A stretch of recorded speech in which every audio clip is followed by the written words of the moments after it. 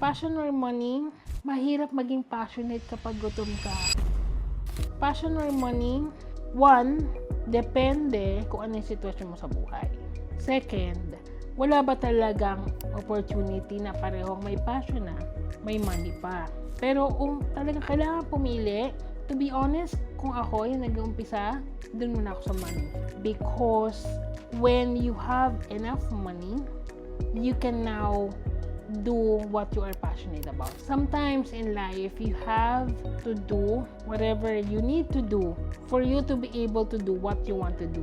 There's this sacrifice stage. There is this delayed gratification na, sige, buuin ko muna to.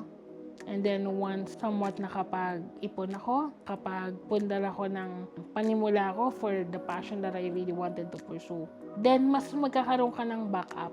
Kesa yung puro passion, tapos gutom. Mahirap yun. Mahirap maging passionate kapag gutom ka.